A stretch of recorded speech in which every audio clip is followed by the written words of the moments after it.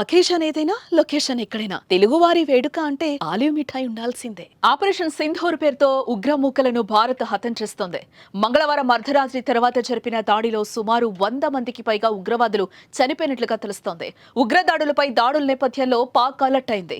ఉగ్ర స్థావరాలకు దగ్గరలో ఉన్న వారు ఖాళీ చేసి వెళ్లిపోతున్నారు. ఈ నేపథ్యంలో పాక్ లో తీవ్ర సంక్షోభం నెలకొంది. పాకిస్తాన్లోని ఏటీఎంల వద్ద జనం గుమిగూడారు. పాక్ పై భారత్ ఏ క్షణమైనా దాడి చేయొచ్చనే అంచనాకు వచ్చిన పాక్ ప్రజలకు సురక్షిత ప్రాంతాలకు వెళ్లేందుకు డబ్బుల కోసం ఏటీఎంల వద్ద బారులు తీరారు. వేల సంఖ్యలో జనం రోడ్లపైకొచ్చిన ఏటీఎంలు, నిత్యావసర కేంద్రాల వద్ద క్యూ కడుతున్న దృశ్యాలు ఇప్పుడు సోషల్ మీడియాలో వైరల్ గా మారాయని మనం చెప్పుకోవచ్చు. ఇటు మరోపక్క పాకిస్తాన్లో ఎమర్జెన్సీ అయితే కొనసాగుతోంది. ఆపరేషన్ సింధూర్ దాడి తర్వాత పాక్, భారత సరిహద్దుల్లో ఉద్రిక్తత పరిస్థితులు నెలకొన్నాయి. యుద్ధానికి ఇరు దేశాల సైనికులు భారీగా మోహరించారు. ఇటు మరోపక్క భారత్ దాడితో పాకిస్తాన్ లో అలజడి రేగిందని చెప్పుకోవచ్చు.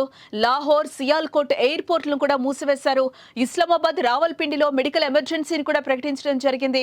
పాక్ అధికారులు వైద్య సిబ్బందికి సెలవులు రద్దు చేసి వెంటనే విధుల్లో చేరాలని కూడా ఆదేశాలు జారీ చేయడం జరిగింది. ఇటు పాకిస్తాన్ లోని ప్రధాన ఎయిర్పోర్టులను ఎమర్జెన్సీని ప్రకటించారు. ఇస్లామాబాద్, కరాచీ, లాహోర్, ముల్తాన్, స్కాడ్, ఫైసలాబాద్, పెషావర్ ఎయిర్పోర్టుల్లో పాక్ ప్రభుత్వం హై అలర్ట్ అయితే ప్రకటించడం జరిగింది. ఇస్లామాబాద్ ఇంటర్నేషనల్ ఎయిర్పోర్ట్ ను మూసివేయడంతో అక్కడకు చేరాల్సిన ఫ్లైట్స్ ను కరాచీకి మళ్లిస్తున్నారు. పాక్ గగనతలాన్ని పూర్తిగా మూసివేసినట్లుగా కూడా అధికారులు అంటున్నారు. ఇటు మరోపక్క ఎమర్జెన్సీ సమయంలో ప్రజలు ఎలా ఉండాలనే దానిపై అక్కడ ప్రజలకు శిక్షణ ఇస్తున్నారు.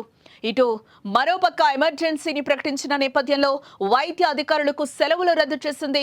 వెంటనే విధుల్లో చేరాలంటూ ప్రభుత్వం ఆదేశాలు కూడా జారీ చేసింది. ఎక్కడికక్కడ అంబులెన్స్లు ఏర్పాటు చేసింది. మరోపక్క ఆసుపత్రులకు పెద్ద ఎత్తున జనం క్యూ కడుతున్న పరిస్థితి అక్కడ. దీంతో ఆసుపత్రులు కూడా రద్దీగా మారిపోయాయని చెప్పుకోవచ్చు. యుద్ధం భయంతో ఓవైపు జనం రోడ్లపైకి పరుగులు తీస్తున్నారు. మరికొందరు రోడ్డెక్కి భయంతో వణికిపోతున్నారు. మరికొందరేమో నిత్యావసర సరుకుల కోసం షాపుల ముందు క్యూ కడుతున్నారు. పాక్ లో ప్రస్తుతం పరిస్థితిని చూస్తే ఆ దేశంలో నెలకొన్న సంక్షోభానికి అద్దం పడుతోంది.